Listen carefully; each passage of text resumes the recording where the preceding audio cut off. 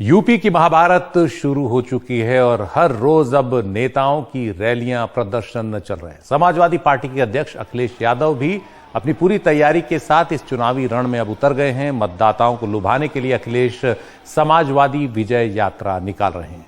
सपा की ये विजय यात्रा उसी पूर्वांचल एक्सप्रेसवे पर पहुंची जिसका उद्घाटन मंगलवार को प्रधानमंत्री मोदी ने किया था। अखिलेश की यात्रा के दौरान हमारे सहयोगी श्रीनिवासन जैन ने उनसे कई सवाल किए। अखिलेश ने पूर्वांचल एक्सप्रेसवे को समाजवादी सरकार का विजन और सपना बताया, तो वहीं बीजेपी और योगी सरकार पर जमकर निशाने साधे। इसके साथ ही उन्होंने कांग्रेस के साथ गठबंधन करने से भी साफ इनकार कर दिया। ये समाजवादी पूर्वांचल एक्सप्रेसवे का इतना बड़ा इंफ्रास्ट्रक्चर का प्रोजेक्ट ये भारतीय जनता पार्टी का विजन नहीं था। भारतीय जनता पार्टी ने अपने चुनाव में भी इस समाजवादी पूर्वांचल एक्सप्रेसवे के बारे में नहीं कहा। अच्छा। ये जिस समय समाजवादी सरकार थी उसी समय तय किया गया था कि पूर्वांचल के इलाके को जोड़ने के लिए जितना अच्छा आगरा लखनऊ एक्सप्रेसवे बनाए, इससे बेहतर एक्सप्रेसवे यहाँ बनाएंगे। इसके किनारे मंडियां बने जिससे ग्रामीण अर्थव्यवस्था भी बेहतर हो। ये सपना अगर किसी ने देखा था तो समाजवादियों ने सपना देखा था। सवाल ये है कि इस गाजीपुर बॉर्डर से लेकर के और वो गाजीपुर का बॉर्डर वहां तक भारतीय जनता पार्टी का सफाया इसलिए होगा कि इन्होंने किसानों के ऊपर जीप चला दी। कोई सोच सकता है कि किसानों की हत्या कर दी जाए जीप चढ़ा करके? उत्तर प्रदेश की जनता हाथरस की बेटी को नहीं भूले हैं। कस्टोडियल डेथ है, अपमानित हो रहे हैं लोगों के साथ जिस तरह का व्यवहार होना चाहिए था, इनकी जेब काटी जा रही है। डीजल पेट्रोल की जो कीमतें महंगी हुई हैं, क्या इनकी जेब नहीं काटी जा रही है? समाजवादी पार्टी ने क्षेत्रीय दल, छोटे दलों को साथ जोड़ा है और यही जो रंग है, ये पीला रंग, ये लाल रंग, ये हरा रंग, ये नीला रंग, सब रंग को एक जोड़ दिया है। ये हमारा बहुरंग का इंद्रधनुष है, बहुरंगी इंद्रधनुष है। ये खुशहाली का गठबंधन है हमारा। प्रियंका गांधी जी से कोई बात हुई, कुछ तालमेल की, कुछ एनीथिंग? अभी कोई बातचीत नहीं है। लेकिन क्या you think there is no chance of that?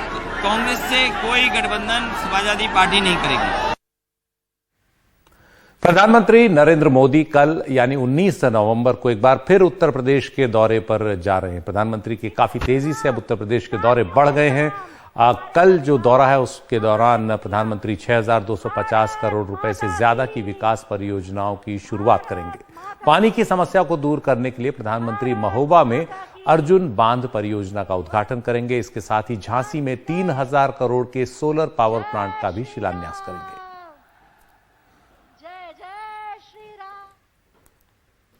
Uttar Pradesh के चुनाव करीब हैं, लिहाजा गढ़मुक्तेश्वर के कार्तिक मेले में, जो पश्चिमी उत्तर प्रदेश में पड़ता है गढ़मुक्तेश्वर गंगा के किनारे, वहां कार्तिक मेले में सियासी रंग देखने को मिल रहा है। किसान नेता राकेश टिकैत ने मेले में बीजेपी के सफाई की बात कही और लखनऊ में होने वाली महापंचायत को लेकर बीजेपी को चेतावनी भी दी। गढ़मुक्तेश्वर से हमारे सहयोगी रविश रंजन शुक्ला की यह रिपोर्ट देखिए।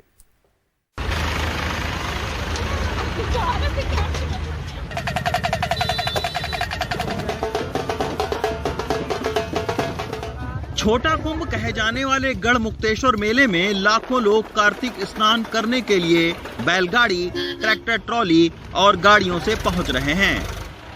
ये हुजूम देखकर सियासी नेताओं के भी हजारों बैनर पोस्टर लग गए हैं। सियाना के अलीपुर गांव के बुग्गी पर सवार होकर परिवार समेत 65 साल के रामरतन कहते हैं कि इस बार नेता ज्यादा पहुंच रहे हैं। पहले कोई मेला में आवा ना नेता, कोई नेता नहीं आता था। अब सारे नेता आने लगे। अब नेता आ रहे हैं। क्यों नेता आ रहे हैं? अब कई आ रहे हैं, नहीं पहले से आए ही ना। कार्तिक मेले में पश्चिमी उत्तर प्रदेश के लाखों लोग पहुंचते हैं, लिहाजा राजनीतिक नेताओं के तंबुओं की भरमार भी है। मेले के बाजार में लाठी खरीद रहे किसान भी इसके सियासी संकेत को खूब समझ रहे हैं। किसान ज्यादा कमजोर है, उसे राजनीतिक लड़ाई लड़नी पड़ेगी बजाय लाठी के। अच्छा, मतलब अब किसान जो है वो लाठियों से लड़ाई नहीं लड़ सकता है, राजनीतिक लड़ाई लड़नी पड़ेगी। तो कैसे राजनीतिक लड़ाई लड़ेगा? यहाँ तो सारी पार्टियों के बैनर पोस्टर लगे हुए हैं, सैकड़ों नेता घूम रहे हैं। जो भी किसानों के खिलाफ होगा उसके खिलाफ किसान एकजुट होकर लड़ेगा। गुरुवार को किसान नेता राकेश टिकैत भी यहाँ लाव लश्कर समेत पहुँचे। हजारों किसान नेताओं के साथ उनकी पंचायत यहाँ भी सज गई। लज्जा मेरी राखियो श्री वर्धा के असवार। राकेश टिकैत ने पंचायत के दौरान कहा कि इस बार कमल के फूल का सफाया करना है। वो जो नारा है ना, एक फूल कमल का फूल, सफाया करो, सफा करो, सफा, इसे निपटाओ कैसे? चुनाव नजदीक है, लिहाजा सरकार के खिलाफ राकेश टिकैत अपनी चुनौती पेश करने का कोई मौका गंवाना नहीं चाहते हैं। हमारी पंचायत को रोका, डिस्टर्ब करा तो ना प्रधानमंत्री कहीं उतरेगा ना मुख्यमंत्री उतरेगा। उत्तर प्रदेश में मुख्यमंत्री उत्तर प्रदेश में कहीं नहीं उतरेगा। अगर हमारी पंचायत को डिस्टर्ब करा तो मुख्यमंत्री उत्तर प्रदेश की जमीन पर तो उतरेगा नहीं भाई। कार्तिक मेले की धार्मिक महत्ता है कि महाभारत के बाद पांडवों ने मारे गए लोगों की आत्मा की शांति के लिए यहीं पर दीपदान किया था। लेकिन 2 साल बाद हो रहे मेले में लोगों को लुभाने का कोई मौका किसान नेता भी नहीं छोड़ना चाहते हैं। गढ़मुक्तेश्वर से अदनान के साथ रवीश रंजन शुक्ला, एनडीटीवी इंडिया। और राजस्थान कांग्रेस की कलह अब खत्म होती दिख रही है। दिल्ली में सचिन पायलट के साथ आला कमान की बैठक के बाद अब ये तय माना जा रहा है कि राजस्थान में अशोक गहलोत मंत्रिमंडल में कई चेहरे बदल जाएंगे। इस बात का इशारा अब खुद मुख्यमंत्री अशोक गहलोत ने भी कर दिया है। गहलोत ने शिक्षकों के कार्यक्रम में कुछ ऐसा कह दिया कि उनकी सरकार में बदलाव की चर्चा अचानक गर्मा गई। राजस्थान में अशोक गहलोत मंत्रिमंडल का विस्तार अब तय है। लंबे समय से पायलट गुट की मांग रही है कि जिन्होंने गहलोत के नेतृत्व के खिलाफ बगावत की थी, उन्हें पुनः मंत्रिमंडल में जगह मिलनी चाहिए। और अशोक गहलोत के बयानों से लगता है अब इसकी तैयारी शुरू हो गई है। शिक्षा विभाग के एक फंक्शन में उन्होंने अपने ही सरकार में भ्रष्टाचार पे सवाल खड़े कर दिए। और फिर हम सुनते हैं कि ये बात तो पैसे गिराने पड़ते हैं। नहीं, आप बताओ, सही बात है, नहीं मुझे नहीं मालूम है, देने पड़ते हैं क्या? शिक्षा मंत्री गोविंद सिंह डोटासरा ने मंच संभालने की कोशिश की, लेकिन अशोक गहलोत ने साफ इशारा कर दिया कि उनकी विदाई अब मंत्रिमंडल से तय है। सारी बातें तो शिक्षा मंत्री ने कहती, देखिए आपकी विदाई ले रहे हो।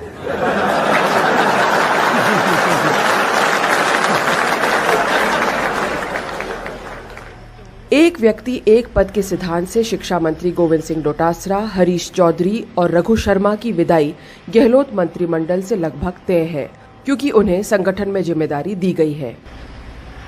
सचिन पायलट की मांग रही है कि उनके समर्थकों को गहलोत सरकार में जगह मिलनी चाहिए और उन्होंने बयान भी दे दिया है कि अगर 2023 में कांग्रेस दोबारा सरकार बनाना चाहती है तो युवा और कार्यकर्ताओं को जगह मिलनी चाहिए। मैं समझता हूं कि अगर हम अच्छे नौजवान लोगों को, ताकतवर धरातल के लोगों को मजबूत करके चलेंगे और कार्यकर्ताओं को एहसास होगा कि इस शासन में हमारी पूरी भागीदारी है, तो निश्चित रूप से हम लोग 23 में उभर कर आएंगे और दोबारा सरकार कांग्रेस पार्टी की बनाएंगे। दिल्ली में चली लंबी दौर की बातचीत के बाद अब तय है कि अशोक गहलोत मंत्रिमंडल का जल्द ही विस्तार होना है। जयपुर से हर्षा कुमारी सिंह, एनडीटीवी इंडिया।